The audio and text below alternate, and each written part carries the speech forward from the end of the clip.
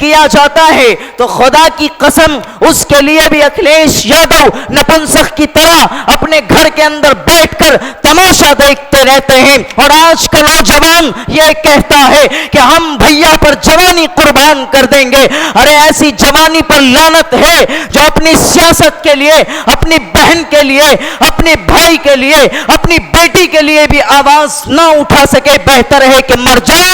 और हां, अगर कोई बिल्किस बानो के लिए आवाज उठाता है तो उसका नाम एक ही है और वो नाम है शेर हिंद बैरिस्टर असदुद्दीन नवैसी साहब।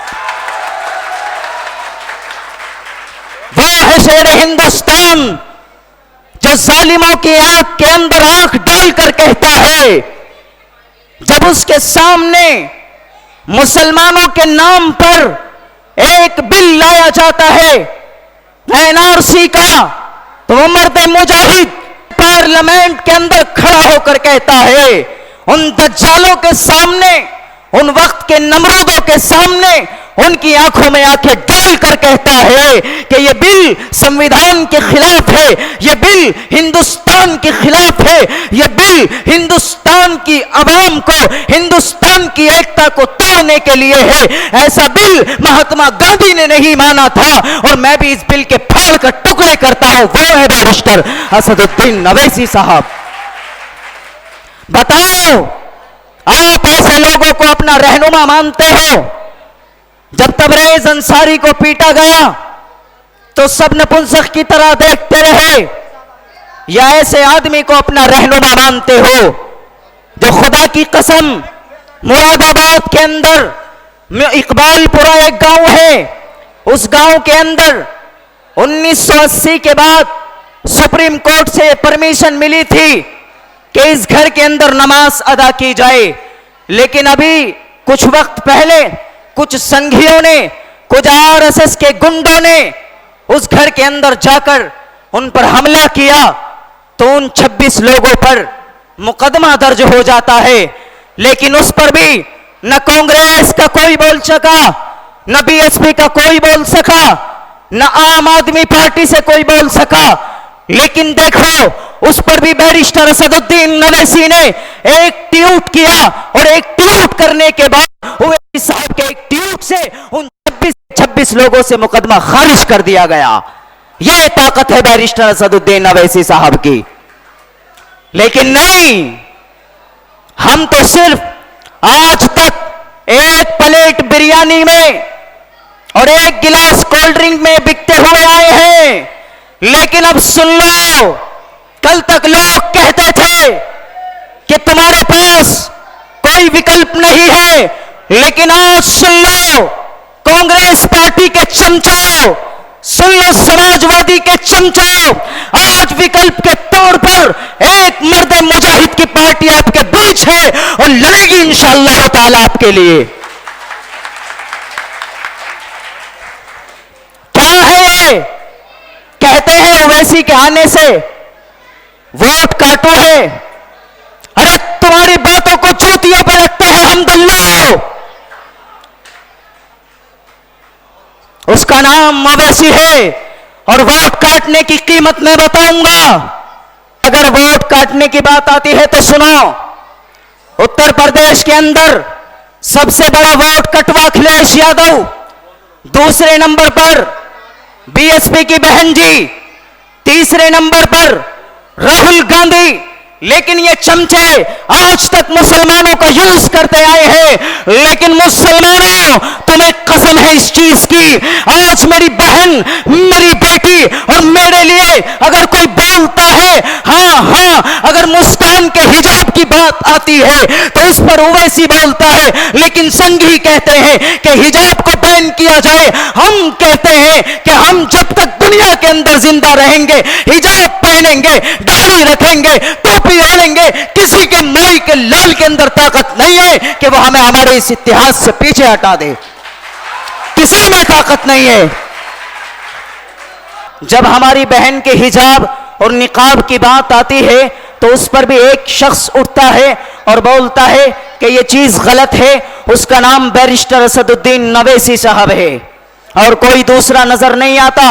और सुनो ओवैसी साहब की सच्चाई, ओवैसी साहब की सच्चाई बताता हूं।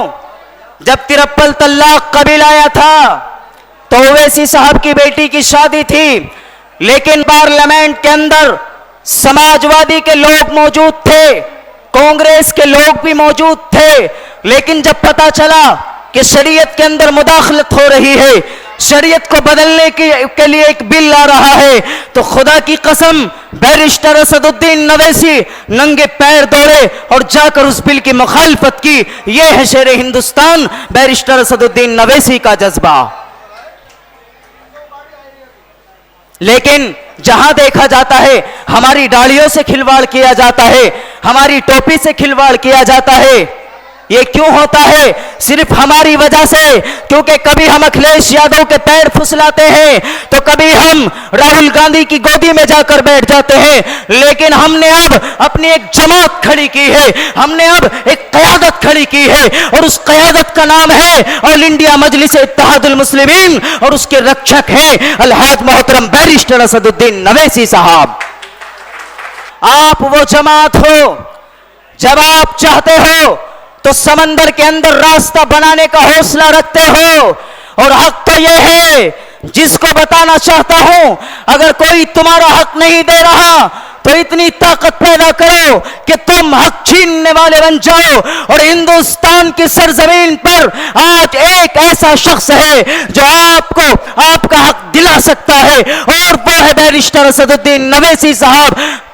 दोस्तों, जब आप बिखर जाते हो तो टूटते चले जाते हो, लेकिन जब आप मुत्तहिद होते हो तो आपकी एकता से खुदा की कसम ऐवान बातिल के अंदर भी जलजला बर्पा हो जाता है। वो ताकत है आपकी, वो ताकत है आपके अंदर। लेकिन आप अपनी एकता का इस्तेमाल नहीं करते, आप जाकर बैठ जाते हो और इनके सामने जाकर तुम इनके पैरों को फुसलाते हो। आप वो कौम नहीं हो कि जिसकी जगह कदमों में है, नहीं, आप वो कौम हो जिसकी जगह कांधों पर है। और दोस्तों, एकता के अंदर इतनी ताकत होती है। जब हमारे दलित भाई बिखर रहे थे तो पंजाब की सरजमीन से एक शख्स उठा था जिसका नाम काशीराम है। वो उठा, उठने के बाद उसने 2-2, 4-4 लोगों को इकट्ठा किया।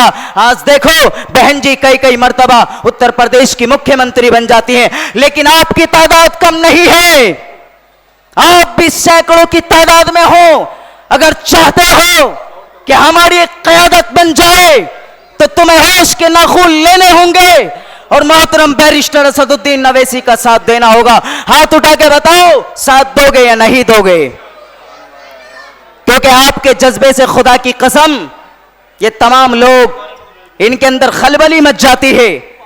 एक ही तो है पार्लियामेंट के अंदर, सिर्फ 2 ही तो हैं, लेकिन जब वो बोलते हैं तो बीजेपी के सांसद कहते बैठ जा तू, बैठ जा तू, बैठ जा तू, बैठ जा।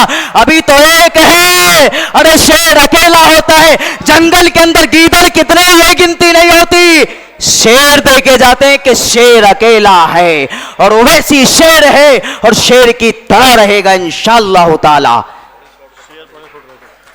हज़रात गिरामी, वक्त की किल्लत को देखते हुए, क्योंकि हम सब के बीच दासना से चेयरमैन हाजी आरिफ साहब भी तशरीफ ला चुके हैं, मैं इस शेर के साथ अपनी बात को खत्म करता हूं।